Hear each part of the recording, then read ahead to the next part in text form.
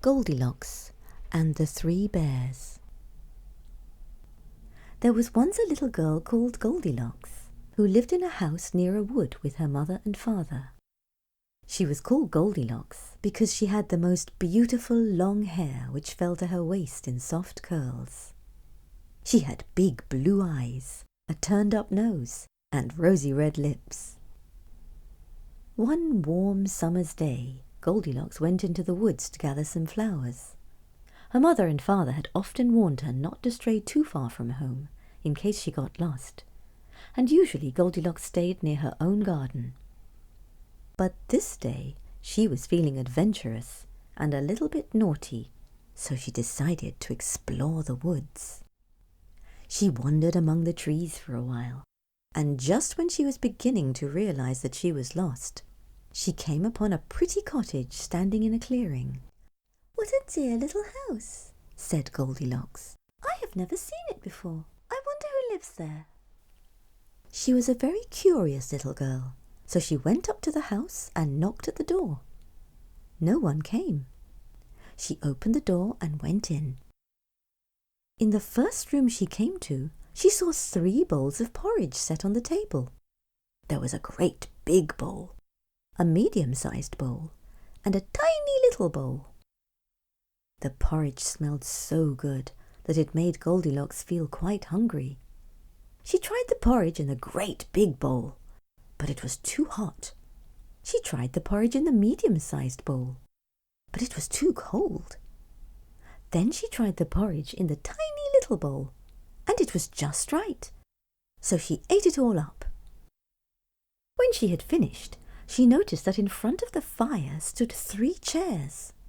A large chair, a medium-sized chair, and a tiny little chair.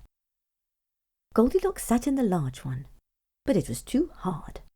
She tried the middle one, but it was too soft. But the little chair was just right. So Goldilocks sat down in it until, bang! The bottom of the chair fell out, and she landed on the floor.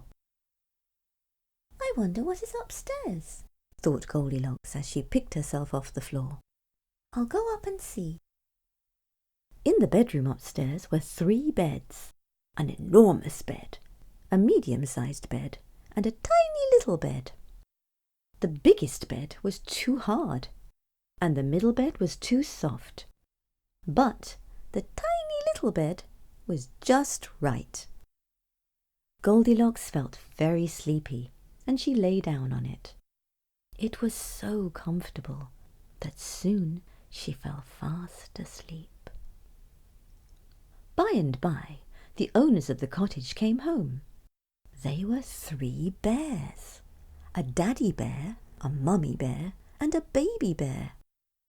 They had been shopping at a nearby village, and now they were feeling very tired and hungry. They were looking forward to eating their porridge and having a nice long rest. But as soon as they came in, they noticed that things weren't exactly as they had left them, and that someone had been in their house.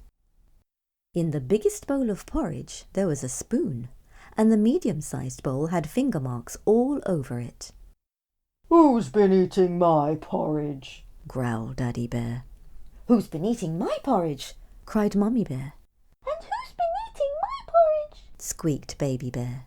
"And has eaten it all up?" Then the bear family noticed something wrong with their fireside chairs. The biggest chair was out of position, and a cushion from the medium-sized chair lay on the floor. "Who's been sitting on my chair?" growled Daddy Bear. "And who's been sitting on my chair?" cried Mummy Bear. "And who's been sitting on my chair?" squeaked Baby Bear.